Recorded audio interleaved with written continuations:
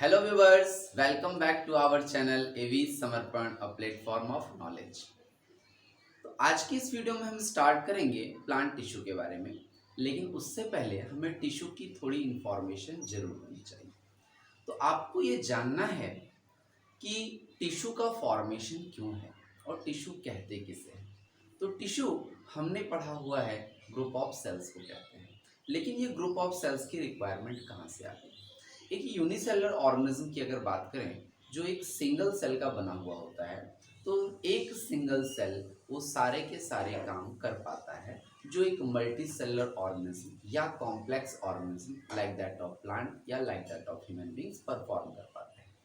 Unicellular organism की बात करें, जैसे अमीबा, पैरामीशियम, यूग्लिना, ये सारे ऑर्गेनिज्म जो एक सेल के बने हुए हैं वो सारे काम कर पाते हैं, जैसे न्यूट्रिशन, रेस्पिरेशन, एक्सक्रेशन, ट्रांसपोर्टेशन।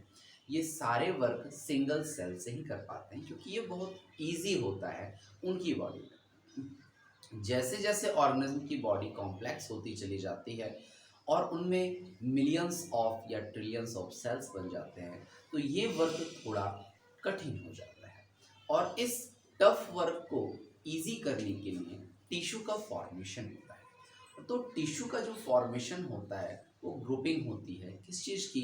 तो सेल्स की ग्रुपिंग होती है। तो यहाँ पे अगर हम टिश्यू को डिफाइन करना चाहेंगे तो हम कह सकते हैं कि tissue is the group of cells, वैसे group of cells that have common origin, जिनकी ऑरिजिन बिल्कुल कॉमन होती है।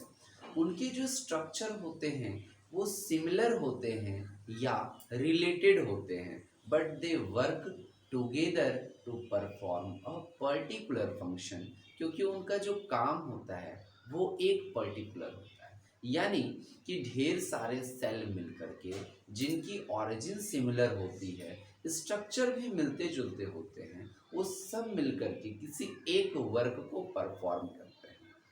इसे डिवीजन ऑफ लेबर कहा जाता है। और टिश्यू बनने का जो मेन पर्पस है वो यही है, that means division of labour. The work is divided into different parts, so that कि जब वर्क डिवाइड हो जाते हैं तो उनके काम आसान हो जाते हैं। फॉर एग्जाम्पल मैं आपको बताना चाहूँगा कि अगर हम प्लांट टिश्यू के बारे में जान रहे हैं तो उसमें एक टिश्यू है जाइलम, जो वाटर और मिनरल्स को ट्रांसपोर्ट करने का काम करता है रूट से लेकर के प्लांट के डिफरेंट पार्ट्स में। सेम इसी तरीके से अगर हम बात करें फ्लोएम की, तो वो फूड को ट्रांसपोर्ट करने का काम करता है। तो यहाँ ये पर्टिकुलर वर्क परफॉर्म कर रहा है। इसी तरीके से अगर हम बात करते हैं एनिमल्स के केस में, तो मस्कुलर टिश्यू की बात करें तो वो मूवमेंट में हेल्प करता है। इसी तरीके से अगर ब्लड की बात करें तो वो न्यूट्रिएंट्स या अदर वेट मटेरियल्स के ट्रांसपोर्टेशन में काम करता है। सो दैट कि जब टिश्यू बन रहे हैं तो उनका वर्क है कि पर्टिकुलर काम को परफॉर्म करना और डिवीजन ऑफ लेबर को रिप्रेजेंट करना।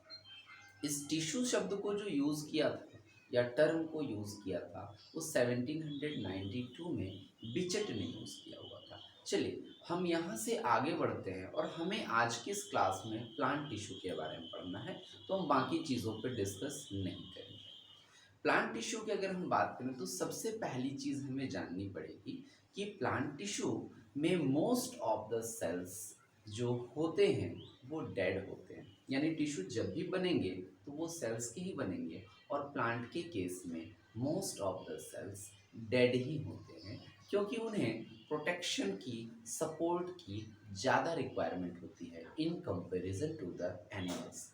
यानी हमारे कंपैरिजन में उन्हें ज़्यादा से ज़्यादा सपोर्ट और प्रोटेक्शन की रिक्वायरमेंट होती है। वो डायरेक्टली फेस करते हैं इन्वायरमेंट को या एटमॉस्फेयर को। चलिए आगे बढ़ते हैं। प्लांट टिश्यू को मेनली टू पार्ट्स में डिवाइड किया जाता है।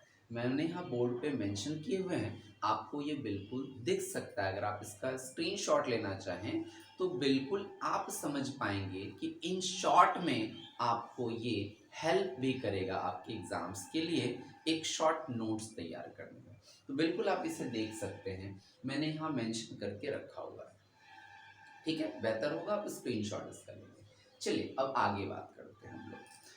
तो प्लांट टिश्यू को डिवाइड जब करते हैं तो वो टू पार्ट्स में डिवाइड होते हैं। The first one is meristematic tissue and the second one is permanent tissue. Permanent नाम सुनते ही आपको समझ में आ रहा होगा कि ये परमानेंट है, दैट मीन्स नो चेंजेस। तो ऑटोमेटिकली हमें समझ लेना चाहिए कि मेरिस्मेटिक टिश्यू वो टिश्यू होते हैं जो टेम्पोररी होते हैं, यानी ये कहीं ना कहीं कन्वर्ट करते हैं, चेंज होते हैं। आगे मैं डिवीज़न बताता हूँ, फिर डिस्क्राइब करता हूँ। मेरिस्मेटिक टिश्यू को भी हम पोजीशन के अकॉर्डिंग या प्लेस के अकॉर्डिंग डिवाइड कर देते हैं। मेरिस्मेटिक टिश्यू को जो हम डिवाइड करते हैं तो तीन पार्ट में डिवाइड हो जाते हैं, वो apical meristematic tissue, intercalary meristematic tissue और लेटरल मेरिस्टेम या मेरिस्मेटिक टिश्यू कहते हैं। इसी तरीके से परमानेंट को अगर डिवाइड किया जाए तो वो दो पार्ट में बढ़ते हैं। सबसे पहले एक सिंपल और दूसरा कॉम्प्लेक्स। उसको और ब्रॉड किया जाए तो सिंपल में भी तीन कैटेगरी आती है, वो है पैरेन्काइमा, कोलेनकाइमा, स्क्लेरेन्काइमा। और फिर अगर हम बात करते हैं परमानेंट टिश्यू में कॉम्प्लेक्स की तरफ तो वह जाइलम और फ्लोएम का नाम आता है। इन सारे के सारे टॉपिक्स को हम स्टेप वाइज पढ़ेंगे, या तो इस क्लास में या फिर अगले क्लास में। तो चलिए सबसे पहले बात करते हैं मेरिस्मेटिक टिश्यू की। मेरिस्मेटिक टिश्यू को हम इन शॉर्ट मेरिस्टेम्स भी बोलते हैं। और इस मेरिस्मेटिक टिश्यू यानी मेरिस्टेम्स का जो ऑरिजिन है वो ग्रीक वर्ड से हुआ है मेरिटोस्टे, जिसका मतलब होता है डिवीजन या डिवाइड। अब आप बिल्कुल अच्छी तरह से समझ पा रहे होंगे कि मेरिस्मेटिक नाम लेने का मतलब ही है डिवीजन। दैट मीन्स कि ये एक ऐसी टिश्यू होती है जिनमें पावर ऑफ डिवीजन होता है। The tissue that have the power of division and it divide continuously throughout the life and helps in growth and development। तो चलिए आगे समझ लेते हैं कि ये मेरिस्मेटिक टिश्यू वो टिश्यू होते हैं जिनमें पावर ऑफ डिवीजन है, यानी ये डिवाइड करते हैं, कंटिन्यूसली डिवाइड करते हैं और डिवाइड करते हुए प्लांट्स के ग्रोथ में हेल्प करते हैं। जहाँ पे ये डिवीज़न हो रहा है वहाँ पे ग्रोथ के अलावा रिपेयरिंग, यानी प्लांट्स में अगर कहीं इंजरी होता है तो उनमें भी ये हेल्प करते हैं। अगर ऐसा फीचर्स इस टिश्यू में प्रेजेंट होता है, क्योंकि ये इनमें पावर ऑफ डिवीज़न होती है, कंटिन्यू डिवाइड करते हैं, लेकिन एक समय आता है जब ये अपने पावर को लॉस कर देते हैं और तब ये धीरे धीरे कन्वर्ट करते हैं परमानेंट की तरफ में, जिसके बारे में आगे हम लोग पढ़ने वाले हैं। मेरिस्मेटिक टिश्यू में अगर ये पावर है तो ज़रूर कुछ ना कुछ स्पेशल फीचर्स होंगे ही होंगे, क्योंकि ये पावर हो पाना किसी सेल के लिए कि वो कंटिन्यू डिवाइड ही करता रहे और उसका काम ही है ग्रोथ में हेल्प करना, तो ज़रूर कुछ ना कुछ फीचर्स होंगे। उस फीचर्स को हम यहाँ समझेंगे। मेरिस्टेम्स यानी मेरिस्मेटिक टिश्यू के जो सेल्स होते हैं, यानी वो जो कंबाइन करके टिश्यू का फॉर्मेशन करते हैं, उस सेल में जो फीचर है वो फर्स्ट फीचर है पावर ऑफ डिवीजन, यानी इट डिवाइड्स कंटिन्यूसली, हमेशा डिवाइड करता है। लेकिन डिवीज़न करने के लिए सेल को अपने आप में बिल्कुल प्रिपेयर होना पड़ता है, और प्रिपेयर होने के लिए जब आपने सेल डिवीज़न पढ़ा होगा तो आपको ज़रूर इसके बारे में पता होगा कि सेल के बहुत सारे स्ट्रक्चर्स या बहुत सारी चीज़ें रिड्यूस करती है और सेल अपने आप को बिल्कुल तैयार करता है उस डिवीज़न के लिए। दैट मीन्स अगर आप कहीं युद्ध पे जा रहे हैं, युद्ध दैट मीन्स सपोज कि आप एग्ज़ाम के लिए जा रहे हैं, तो अपने आप को फुल्ली प्रिपेयर करके रखते हैं। सेम इसी तरीके से मेरिस्मेटिक टिश्यू भी हमेशा अपने आप को तैयार करके रखता है, सो दैट कि वो अपना डिवीज़न कंटिन्यूसली रिप्रेजेंट कर सके। तो इसके जो दूसरे फीचर्स की हम बात करेंगे वो ये बात करेंगे, इनके जो सेल्स होते हैं वो छोटे होते हैं, स्मॉल होते हैं, सर्कुलर होते हैं या फिर पॉलीगोनल होते हैं, लेकिन होते छोटे हैं।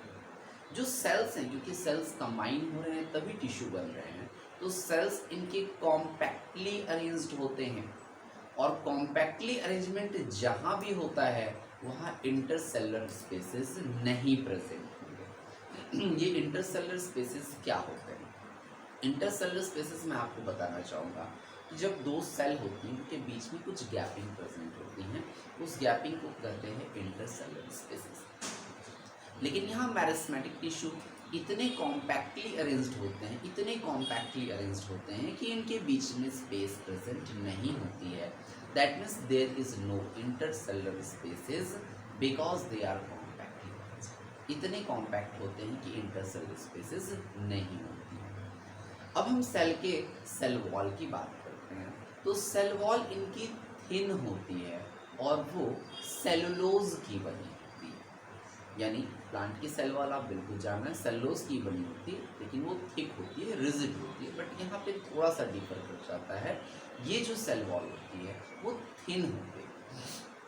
अगले फीचर्स को अगर हम समझना चाहेंगे तो इनमें न्यूक्लियस प्रोमिनेंट होता है, यानी न्यूक्लियस का रोल है डिवीजन के लिए, तो न्यूक्लियस बिल्कुल प्रोमिनेंट होगा, क्लियर होगा और डेंस तैयार होगा, सो दैट कि वो अपने आप को डिवाइड कर सके।